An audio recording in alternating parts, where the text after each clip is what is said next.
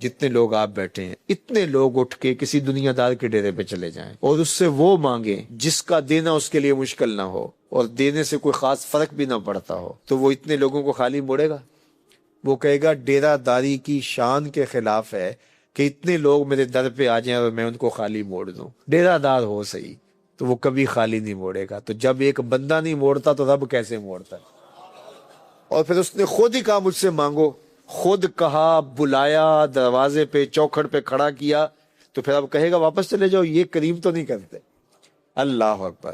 تو کہا تمہارا رب حیا کرنے والا کریم ہے۔ بندہ جب اس کے سامنے ہاتھ پھیلا کے دعا مانگتا ہے، اللہ کیا فرماتا ہے؟ یستحیی من عبدہ، مجھے اپنے بندے سے حیا آتی ہے، ان یردہما صفرا، کہ ان اٹھے ہوئے ہاتھوں کو خالی موڑو۔ تو ہاتھ پھیلا کے اس کے حضور دعا مانگیں، وہ اٹھے ہوئے ہاتھوں کی لاج رکھتا ہے۔ فرمایا کہ جب بندہ ہونٹ ہلاتا ہے تو میں اس کے قریب ہوتا ہوں۔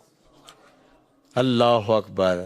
یہاں تو بند لبوں کی بولیاں بھی سنی جاتی ہیں۔ اللہ ان کو بھی دیتا ہے جو گونگے ہوتے ہیں، جو ہاتھ نہیں پھیلا سکتے، جن کے ہاتھ بھی نہیں ہوتے، ان کی جھولیاں بھرتا ہے۔ وہ تو جھولی بھی دیتا ہے اور خیرات بھی دیتا ہے۔ وہ آئے تو صحیح، ہم تو مائل بکرم ہیں، کوئی سائل ہی نہیں، راہ دکھلائیں کسے، راہ رو منزل ہی نہیں، جلوائے طور تو موجود ہے، کوئی موسیٰ ہی نہیں۔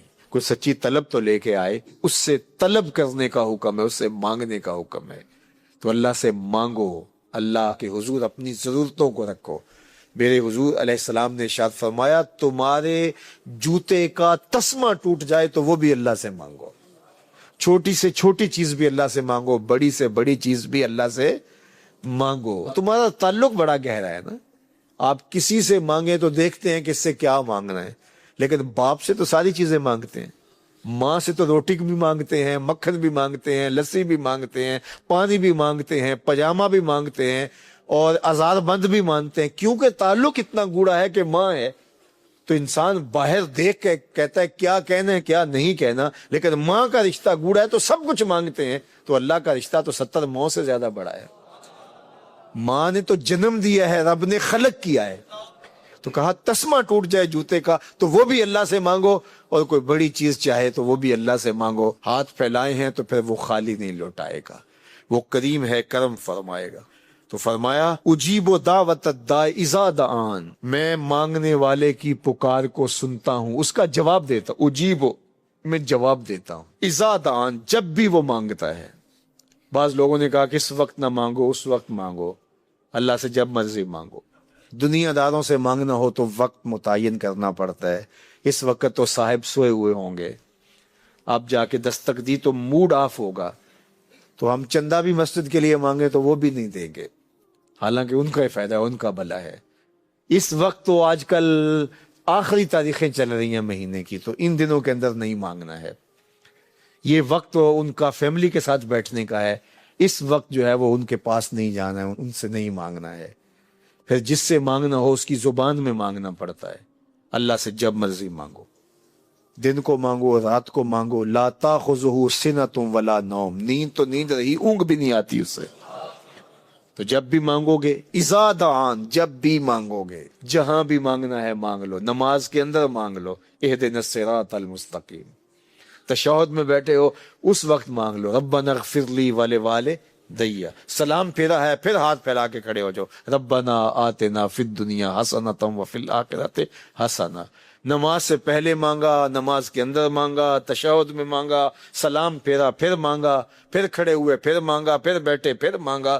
اللہ اکبر۔ مانگتے رہو، وہ جھولیاں بھرتا رہے گا، اس کے خزانوں میں کمی۔ پوری کائنات اس سے جو مانگا جا سکتا ہے وہ مانگ لے اور اللہ اس کو عطا کر دے۔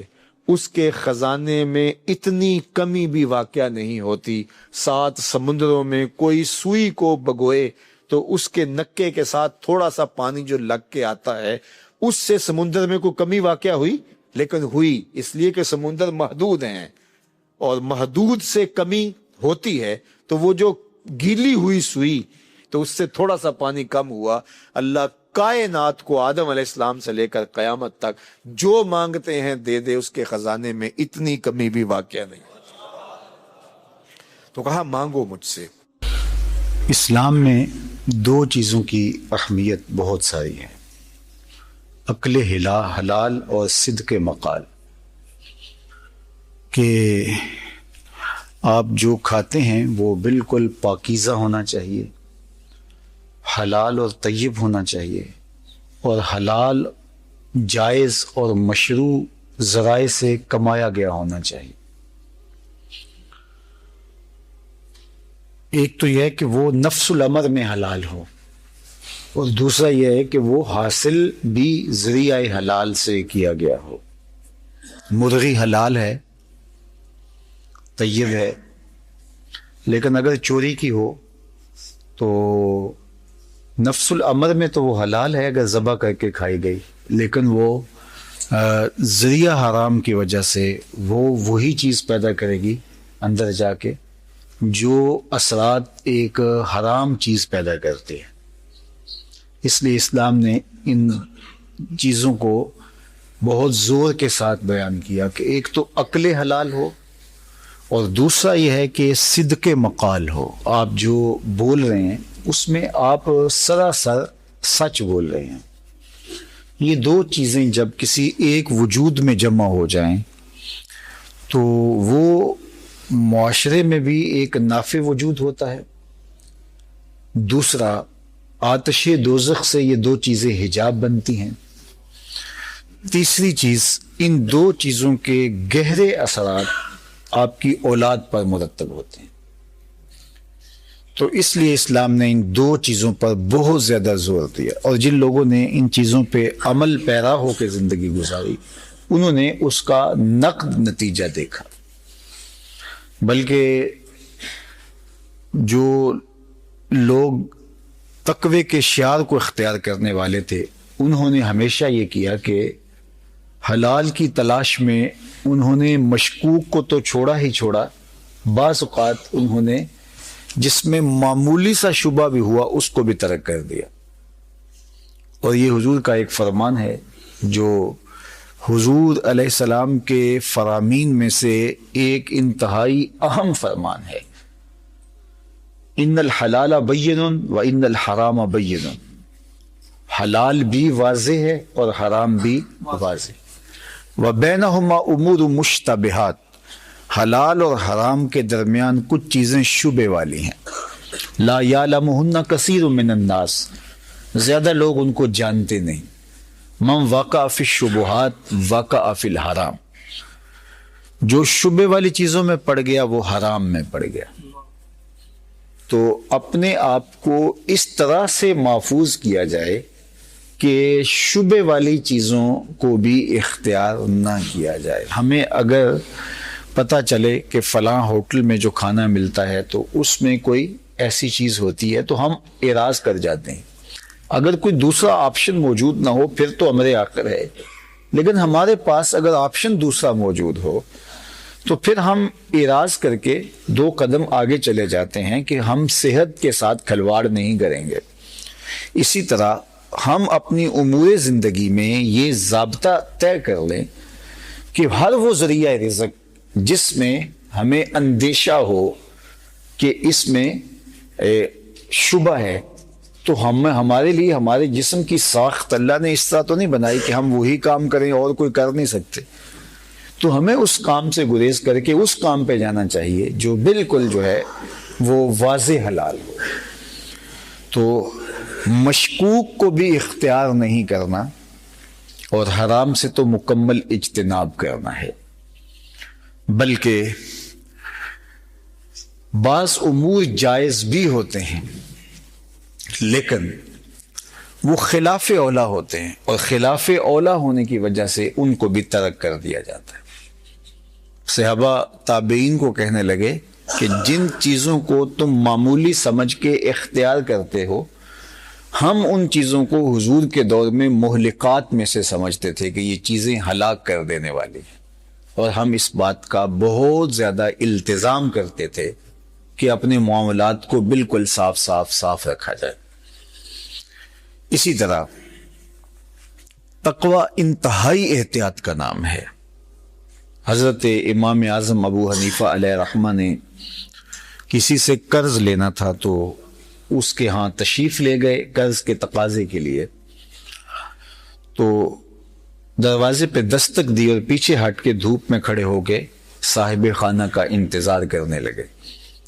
دھوپ بہت سخت تھی اور دیوار کا سایہ پڑ رہا تھا. تو کسی نے گزرتے ہوئے کہا کہ آپ سائے میں کیوں نہیں کھڑے ہو جاتے؟ تو فرمایا کہ صاحب خانہ سے میں نے قرض لینا ہے، اور جس سے قرض لینا ہو اس سے کوئی نفع حاصل کرنا سود ہوتا ہے، تو میں ڈرتا ہوں کہ کہیں یہ سود کے زمرے میں نہ آ جائے. حالانکہ یہ اس قبیل کی چیز نہیں تھی، لیکن سکھلانے کے لیے یہ احتیاط. میرے والد گرامی رحمۃ اللہ تعالی علیہ کپڑے کا کام کرتے تھے، اور ان کا طرز تبلیغ دین کا یا ان کے جو طریقت کے لوگ تھے وہ ایک عجیب اور خوبصورت تعلق تھا ان کا. دیہاتی ایریے میں ایسا ہوتا ہے کہ آپ جب اپنے وہ ترکاریاں توڑتے ہیں تو اس وقت آپ دوستوں کو تحفہ دیتے ہیں. تو پیر صاحب کو، عالم دین کو، بزرگ کو، ہمسایوں کو یہ آپ تحفے دیا کرتے ہیں. تو اگر کوئی دے تو اس کو، ہمارے دیہاتوں میں یہ کلچر تھا کہ کوئی برتن میں کوئی چیز بھیجتا تو وہ برتن خالی نہیں بھیجا جاتا، تو اس کے بدلے میں کچھ، یہ سنت طریقہ ہے کہ حضور کو اگر کوئی تحفہ دیتا تو حضور بھی متبادل اس کو کوئی ارشاد کرتے. تو یہ ایک اچھا کلچر تھا، دیہاتی کلچر. تو کبھی ایسا ہوتا کہ اس طرح کی کوئی چیزیں ہوتی ہیں تو اس طرح کی چیز نہیں بھی ہوتی. تو وہ ایک صاحب تھے، تو ایک دفعہ انہوں نے کوئی چیز دینا چاہی تو انہوں نے کہا کہ یہ کبھی پھر دینا. تو انہوں نے کہا کہ اب آپ پہلے بھی کوئی وصول ہم سے کاری لیتے ہیں. تو فرمانے لگے کہ ان سے قرض لینا تھا بزرگوں نے. فرمانے لگے کہ اتنی دیر تک آپ رک جاؤ جتنی دیر تک قرض آپ کے ذمہ ہے. حضرت امام احمد بن حنبل بہت بڑے فقیہ ہیں، بہت بڑے عالم ہیں، بلکہ فقہ کے امام ہیں. تو ان کے پاس ایک خاتون آئی مسئلہ پوچھنے کے لیے. جس طرح لوگ آتے تھے کہ میں سود کاٹتی ہوں اور بازار میں فروخت ہوتا ہے میرے ہاتھ کا کاٹا ہوا سود، اور کبھی ایسا ہوتا ہے کہ میں رات کی تاریکی میں جو ہے وہ چاندنی راتوں میں سود کاٹ لیتی ہوں. اور اس طرح کبھی بادشاہ کی سواری گزرتی ہے تو آگے شمع لیے خادم چل رہے ہوتے ہیں تو ماحول میں روشنی بڑھ جاتی ہے، تو میں پھر وہاں بھی کاٹ لیتی ہوں. تو میں یہ پوچھنا ہے کہ وہ کاٹا ہوا سود جو بادشاہ کی سواری کے ساتھ چلتے ہوئے چراغوں کی روشنی میں کاٹا گیا ہوتا ہے، وہ میرے لیے کاٹنا جائز ہے؟ اور دوسرا کہ وہ رات کے جو چاندنی میں کاٹا گیا سوت اور دن کے اجالے میں جو کاٹا گیا سوت، اس کی کوالٹی میں تھوڑا سا فرق ہو سکتا ہے، اگرچہ میں کوشش کرتی ہوں. تو کیا میں اس کو مکس کر کے بیچ سکتی ہوں؟ تو امام احمد بن حنبل نے اس خاتون سے پوچھا کہ تمہارا تعارف کیا ہے؟ اس نے کہا کہ آپ مسئلہ بتائیے، سائل سے اس کی ذات تو نہیں پوچھی جاتی. تو آپ فرمانے لگے کچھ مسائل ایسے ہوتے ہیں کہ سائل کی حیثیت سے مسئلے کی نوعیت بدلتی ہے، تمہیں بتانا پڑے گا تم کون ہو. تو اس نے کہا کہ میں بشر حافی کی ہمشیرہ. تو فرمایا خاتون تمہارے لیے جائز نہیں ہے. تو یہ احتیاطی امور ہوتے ہیں کہ جو بہت زیادہ احتیاط سے زندگی گزارنے کا درس دیتے ہیں. تو جن لوگوں نے اپنی زندگیوں کو رزق حلال کے حوالے سے بہت محتاط رکھا ہے، ایک تو اللہ نے ان کے وسیلہ رزق میں ان کے لیے برکت رکھی ہے، پیچیدگیاں بہت کم انہیں ہوتی ہیں، اور اس کے اثرات اولاد پر بہت سارے مرتب ہوتے ہیں، اور اولاد میں صالحیت پیدا ہوتی ہے. ایک بہت بڑا نام ہے شیخ ابو صالح جنگی دوست کا. نام ویسے موسیٰ تھا ان کا، ابو صالح ان کا لقب ہے، اور جنگی دوست کے نام سے مشہور تھے. عابد تھے، زاہد تھے، شب زندہ دار تھے، اور صائم النہار تھے. ذکر و فکر ان کا مشغلہ تھا، اور خدمت خلق بھی ان کا شعار تھا. کبھی کبھی جنگلوں میں نکل جاتے اور کئی دن تک ذکر الہی میں گزارتے. وہاں جنگلوں کی چیزیں، وہاں جو پھل ہوتے ہیں وہ لے لیتے. تو ایک دن نہر کنارے وضو کر رہے تھے کہ پانی کے بہاؤ کے ساتھ ایک سیب آ رہا تھا. تو بھوک پہلے بھی بڑی لگی تھی، تو سیب کو دیکھ کے اشتہا اور زیادہ غالب ہوگی. تو سیب اٹھایا اور اس کو کھا لیا. پھر اچانک سوچا کہ یہ تو مال لقطہ ہے. مال لقطہ وہ ہوتا ہے جس کا مالک معلوم نہ ہو، گری پڑی چیز جس طرح ہوتی ہے، تو وہ مال لقطہ ہوتا ہے. مال لقطہ کا حکم یہ ہے کہ اگر آپ نے مال لقطہ لے لیا تو آپ اس کے مالک کو تلاش کریں گے 6 ماہ تک. حکم شرعی ہے، اگر 6 ماہ تک مالک مل گیا تو اس کو واپس کر دیں گے، نہیں تو اس کو خود نہیں لے سکتے، خیرات کریں گے.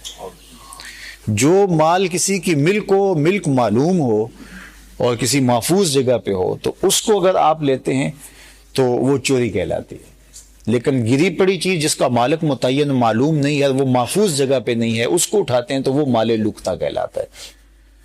تو مال لقطہ یہ کنکھیا جو اڑائی جاتی ہے، یہ پتنگ اڑائی جاتی ہے، پھر وہ کٹ جاتی ہے اور بچے دھوڑ کے اس کو لوٹتے ہیں، تو علماء نے لکھا کہ یہ بھی مال لقطہ ہے. اور اگر کسی نے یہ پتنگ لوٹ لی تو اس کے مالک کو ڈھونڈنا جو ہے وہ درست ہے 6 ماہ تک، نہیں تو اس کو خیرات کرے. نہ اس کی ڈور استعمال کر سکتا ہے، نہ پتنگ استعمال کر سکتا ہے. عمومی طور پہ ہمارے ہاں کہا جاتا ہے یہ کون سی کوئی بڑی چیز ہے. تو جب بھی کوئی چور یا ڈاکو یا بدماش بنتا ہے تو وہ چھوٹی چیزوں سے ہی بنتا ہے. لوٹنے کا تصور راسخ ہوا نا، یعنی لوٹنے کا راستہ پیدا ہوا. جب نہر میں شگاف پڑتا ہے تو بہت چھوٹا سا پڑتا ہے اور پھر اتنا بڑا ہو جاتا ہے کہ وہاں سے ہاتھی بھی گزر جائے اور پھر پوری نہر اس سے گزر کے تو بستیاں برباد کر دیتی. تو ایک چھوٹی سی سلائی کے برابر پہلے پانی رسنا شروع ہوتا ہے، تو اس کو وہیں بند کیا جائے تو آگے کام نہیں بڑھتا. تو تصور لوٹ مار کا جب انسان کے اندر راسخ ہونا شروع ہو جاتا ہے تو جو بھی بڑے سے بڑا ڈاکو بھی ہے تو اس کی بنیاد بھی اس طرح ہوگی. تو اس لیے علماء نے کہا کہ یہ مال لقطہ میں ہے، اس کو استعمال نہیں آپ کر سکتے. تو شیخ جنگی دوست ابو صالح موسیٰ نے جب وہ سیب کھا لیا تو بھوک کی اشتہا تھی اور خیال نہ رہا. پھر خیال آیا کہ یہ تو لقطہ کا مال ہے اور میں نے اس کو لے لیا ہے تو یہ تو میرے لیے جائز نہیں تھا. تو جس طرف سے پانی آ رہا تھا اسی طرف چل پڑے کہ میں کوئی اندازہ کر سکوں یہ کہاں سے آیا ہے. تو بہت دور جا کے دیکھا کہ ایک باغ ہے جس کی شاخیں نہر کے اندر پانی کی طرف جھکی ہوئی ہیں. تو دل میں خیال آیا کہ یہ اسی باغ کا ہی ٹوٹا ہوا سیب ہوگا. تو باغ کے مالک کو ملنا چاہا تو اس نے بلایا کہ کیا بات ہے. کہا کہ اس طرح میں وضو کر رہا تھا اور یوں سیب گرا اور میں نے کھا لیا، تو وہ تو میرے لیے جائز نہیں تھا، تو میں یا تو مجھ سے قیمت لے لیں اور یا مجھے معاف کر دیں. تو اس مالک باغ کا نام تھا عبداللہ صومعی. تو اس نے جب یہ شخص اور اس نوجوان کی یہ کہانی پڑھی اور دیکھی تو اس نے کہا نہ اتنی جلدی تو معافی نہیں ہوگی، میری 2 شرطیں ہیں تمہیں پوری کرنی ہوں گی، اگر وہ پوری ہو جائیں تو پھر میں معاف کروں. کہا وہ کون سی شرطیں؟ کہا پہلی شرط تو یہ ہے کہ 12 سال تک میرے باغ کی خدمت کرنا. یہ چھوٹی شرط تو نہیں تھی، 12 سال ایک سیب کے عوض.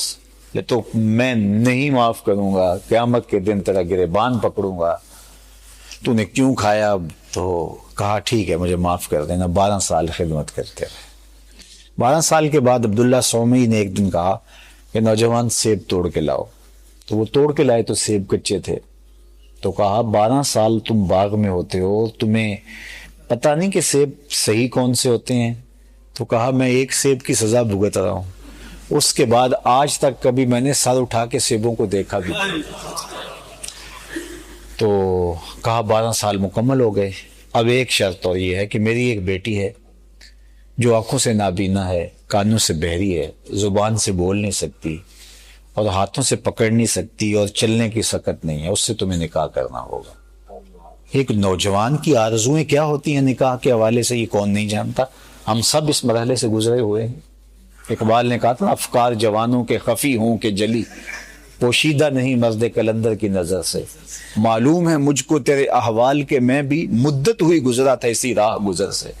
ہم سب گزرے ہیں اس راہ گزر سے. آرزو ہوتی ہے کہ کوئی صالحہ بھی ہو، خوبصورت بھی ہو، با کردار بھی ہو، صاحب جمال بھی ہو، دیندار بھی ہو، اچھی ماں بننے کی صلاحیت بھی رکھتی ہو، اچھی بیوی بننے کی صلاحیت بھی رکھتی ہو. ساری خواہشیں آرزویں ہوتی ہیں. اب کہا کہ ایک ایسی عورت سے خاتون سے نکاح کرنا پڑے گا جو نابینا بھی ہے، بہری بھی ہے، گونگی بھی ہے اور اپاہج بھی ہے، پھر تمہیں معافی ہوگی۔ کہا ٹھیک ہے، مجھے قبول ہے۔ نکاح ہو گیا۔ عبداللہ سومئی گھر لے گئے اور کہا کہ رات ہوئی تو کہا کہ ادھر کمرے میں حجلہ روسی میں تمہاری اہلیہ تمہاری منتظر ہے۔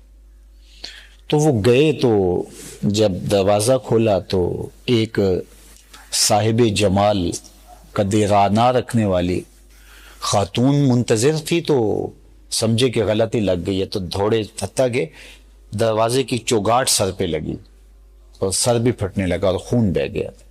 واپس آئے تو عبداللہ سومی نے کہا کہ بھاگ آئے ہو؟ کہا کہ حضرت وہ تو کچھ اور ہے۔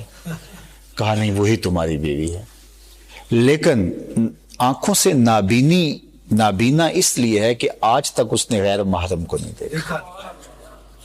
بہری ایسی ہے کہ آج تک اس کے کان میں غیر محرم کی آواز نہیں پڑی۔ اپاہا جس طرح ہے کہ ابھی کبھی چل کر غیر محرم کے پاس نہیں، اس طرح وہ اگر بول نہیں سکتی تو اس کا مطلب یہ ہے کہ غیر محرم سے کبھی ہم کلام نہیں ہوئی۔ تو پھر شیخ ابو صالح موسیٰ جگی دوست اور عبداللہ سومئی کی صاحبزادی جس کا نام ام الخیر تھا، ان دونوں کے نکاح کے بعد اللہ نے ان کو ایک فرزند عطا کیا، جس فرزند کا نام شیخ عبد القادر جیلانی ہے علیہ رحمہ و رضوان۔ اقبال نے کہا تھا سیرت فرزند ہا از امہات، جوہر صدق و صفا از امہات، کہ فرزند کی سیرت ماؤں سے آتی ہے اور صدق و صفا کا جوہر اگر ملتا ہے تو وہ ماؤں سے ملتا ہے۔ اچھی مائیں اچھی اولاد کی تربیت کی ضامنہ ہوتی ہیں۔ پھر یہ بچہ جس کا نام عبد القادر رکھا گیا، جب حصول دین کے لیے گھر سے نکلتا ہے تو ماں گدڑی میں 40 دینار سی دیتی اور یہ ساتھ تاکید کرتی ہے کہ بیٹا جھوٹ نہیں بولنا۔ جب ہمدان سے آگے گزرتے ہیں جیلان سے بغداد جاتے ہوئے تو راستے میں ڈاکو اس قافلے کو گھیر لیتے ہیں جس میں شیخ عبد القادر جیلانی علیہ رحمہ و رضوان موجود ہوتے ہیں۔ سب کو لوٹ لیتے ہیں اور نو عمر بچہ سمجھ کے ان کو چھوڑ دیتے ہیں۔ ایک ڈاکو نے کہا تمہارے پاس بھی جوان کچھ ہے؟ تو کہا 40 درہم ہے۔ تو وہ اپنے جو ہے وہ سردار کے پاس لے جاتا ہے کہ یہ نوجوان ہے، ڈاکوؤں سے پیسے چھپائے جاتے ہیں اور یہ کہہ رہا ہے میرے پاس 40 درہم ہے اور اس کے پاس نظر بھی نہیں آ رہی، مفلوق الحال بھی دکھائی دے رہا ہے۔ تو کہا نوجوان تیرے پاس واقعی 40 درہم ہے؟ کہا ہاں، یہ گدڑی میں سیے ہوئے۔ تو کہا ڈاکوؤں تو کوئی نہیں بتاتا، تو تم نے کیوں بتایا؟ کہا میری ماں نے وصیت کی تھی جھوٹ نہیں بولنا۔ تو وہ زاروں کے تار رونے لگا کہ تو ماں سے کیے گئے عہد کو نبھا رہا ہے، میں رب سے کیے گئے عہد کو نہیں نبھا رہا۔ اور یہ پہلے لوگ تھے جو آپ کے ہاتھ پہ توبہ کرتے ہیں اور صالح زندگی گزارنے کا عہد کرتے ہیں۔ تو عقل حلال اور صدق مقال، یہ دو بنیادی وصف ہیں، جب کسی شخص کے اندر موجود ہوں تو پھر وہ ایک صالح معاشرت کی بنیاد بنتا ہے۔ حضور علیہ السلام سے پوچھا گیا کہ مومن بزدل ہو سکتا ہے؟ فرمایا نہیں، بہادر ہوتا ہے، لیکن ہو سکتا ہے کبھی وہ بزدلی بھی کرے، آخر بشر ہی تو ہے۔ پھر پوچھا گیا کہ مومن جو ہے وہ جھوٹ بول سکتا ہے، مومن جو ہے وہ بخل کر سکتا ہے؟ تو فرمایا نہیں، مومن سخی ہوتا ہے، لیکن ہو سکتا ہے کبھی اس سے بخل بھی ہو جائے، بشری تقاضے بھی تو جڑے ہوئے انسان کے ساتھ۔ تیسری بات حضور سے پوچھی گئی، مومن جھوٹ بول سکتا ہے؟ فرمایا جھوٹا نہیں ہوتا۔ یہ طے شدہ بات ہے، یہ امر واقعہ ہے کہ مومن جھوٹا نہیں ہوتا۔ میں اور آپ دیکھیں کہ ہماری زندگی کے ساتھ کہیں جھوٹ تو نہیں جڑا ہوا۔ سویر سے شام تک اپنے آپ پہ اور اپنے معاملات زندگی پہ غور کریں کہ ہم کہیں جھوٹ کے ساتھ تو نہیں جڑے اور جھوٹ ہمارے ساتھ تو نہیں جڑا ہوا۔ صحیح حدیث میں آتا ہے جب کوئی شخص جھوٹ بولتا ہے اس کے منہ سے بدبو نکلنی، جس کو عام لوگ تو نہیں سونگھ پاتے، لیکن اللہ کے رحمت کے فرشتے سونگتے ہیں اور وہ اس سے 1 میل پیچھے ہٹ جاتے ہیں۔ پھر جھوٹ بولتا ہے، پھر میل پیچھے ہٹ جاتے ہیں، پھر جھوٹ بولتا ہے، فرشتے پیچھے ہٹتے چلے جاتے ہیں۔ اب جو بندہ سویر سے لے کر شام تک جھوٹ جھوٹ جھوٹ، کاروبار میں جھوٹ، گھر میں جھوٹ، بلکہ دلیلیں دیتے ہیں آج لوگ، جھوٹ کے بغیر کاروبار ہی نہیں چلتا۔ حضرت آپ کس زمانے کی بات کر رہے ہیں؟ جھوٹ کے بغیر تو بندہ آج چل ہی نہیں سکتا۔ جھوٹ لازمہ حیات بن گیا ہے، جزو لا ینفک ہے زندگی کا۔ تو جب بندہ جھوٹ بولتا ہے تو منہ سے بدبو نکلتی ہے، رحمت کے فرشتے دور ہٹ جاتے ہیں، صحیح حدیث میں آتا ہے۔ اچھا، جب رحمت کے فرشتے گھر میں بھی نہ رہے، دکان پہ بھی نہ رہے، اپنے پاس بھی نہ رہے، تو پھر مجھے بتائیے، تو نحوستیں تو ہوں گی نا۔ تو پھر ہم کہتے ہیں کسی نے تعویذ ڈال دیا، ہم کہتے ہیں سایہ ہو گیا، کسی نے جادو کر دیا، پھر دوڑتے ہیں بابوں کے پاس، اور وہ تو بیٹھے ہی دکان لگا کے اس لیے ہوتے ہیں کہ کوئی آئے گاہک اور اس کو مزید ذوف الاعتقادی میں مبتلا کرے۔ وہ کہتے تو ویلے سے آ گیا، اگر نہ آتا نا 2 دن اور تو یہ تعویذ چل جانے تھے۔ اب پھر ہر اتوار کو جو ہے وہ اس کے ہاں جا کے چوکی بھرنی پڑتی ہے، اور ان کے ڈیرے دیکھو کتنے آباد ہیں۔ اس لیے کہ یہ سارے وہ لوگ جو اپنی زندگیوں کو غیر منظم کیے ہوئے ہیں، جھوٹ سے، مکر و خدا سے، اور اپنی زندگیوں کو گناہوں سے بھرپور کرنے کے بعد بے سکونی، عدم اطمینان اور الجھاؤ میں مبتلا ہوتے ہیں، اندر صفائی اور ستھرائی نہ رہنے کی وجہ سے۔ اور وہ سمجھتے ہیں کہ ہمارے خاندان میں، ہر خاندان کے اندر ایک مرد یا ایک عورت ایسا ہوتا ہے جس کے بارے میں سارے طے کر لیتے ہیں کہ یہ منحوس ہے، گھر میں چکر کاٹ جائے تو یہ ہو جاتا ہے، یہ جو ہے وہ تعویذ کروانے والا ہے، یہ جادو کرنے والا ہے، اور پھر ہم بھاگے رہتے ہیں۔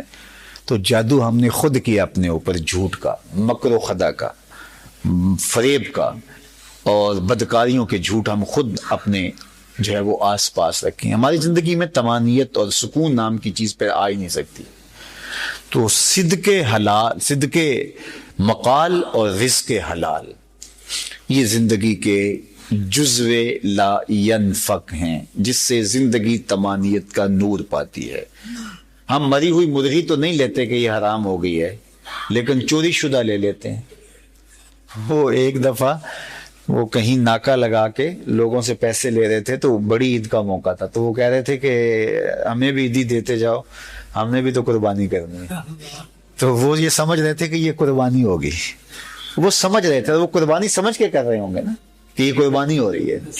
یہ قربانی تو ان کی ہوئی ہے جن بیچاروں نے پیسے دیے ہیں۔ تو یہ بھی قربانی سمجھی جاتی ہے۔ وہ ہمارے پرانے دیہات میں ایک خاتون تھی، تو بڑی سیدھی سادی، مائی خیرہ نام تھا اس کا۔ تو وہ ایک گھر تھا وہاں، تو جن کے بارے میں مشہور تھا کہ یہ اس زمانے میں رشوت کو وڈی کہا جاتا تھا، کسی زمانے میں پرانے لوگ جانتے ہیں۔ تو وہ کہتے ہیں یہ لوگ حرام کھاتے ہیں۔ تو مائی نے مرغیاں پال رکھی تھی، تو اس کی ایک مرغی مر گئی، تو سادی سی خاتون تھی، تو اس نے مرغی اٹھائی اور ان کے گھر لے گئی، کہا کہ سنیں آپ حرام کھا لیتے ہو، تو یہ میں نے کہا کسی کے منہ میں پڑ جائے گی، روڑی کے اوپر جو پھینکنی ہے، تو آپ کھا لے۔ تو وہ آگے سے غصے میں آ گئے۔ تو وہ مائی کہتی ہے وہ غصے میں کیوں آئے؟ میں تو یہ سنا تھا کہ وہ حرام کھا لیتے ہیں۔ تو لوگوں نے کہا نہیں، اس طرح کا حرام نہیں کھاتے، وہ اور طرح کا حرام کھاتے ہیں۔ تو یہ ہمارے اپنے طے کردہ اصول ہیں کہ ہم کس طرح کا حرام کھاتے ہیں۔ تو حرام جس طرح کا بھی ہو، حرام حرام ہی ہے۔ تو عقل حلال اور صدق مقال، اگر زندگی میں 2 آ جائیں چیزیں تو زندگی بن جاتی ہے، ورنہ زندگی سوائے بے چینی، اضطراب کے اور کچھ نہیں۔ اللہ کی امانت ہے یہ زندگی، اس کو سکون کے ساتھ، طمانیت کے ساتھ، صالحیت کے ساتھ، اچھے انداز سے بسر کریں گے تو اللہ بھی راضی، اس کا رسول بھی راضی، اور ہم خود بھی طمانیت کے نور سے مالا مال ہوں گے۔ وآخر دعوانا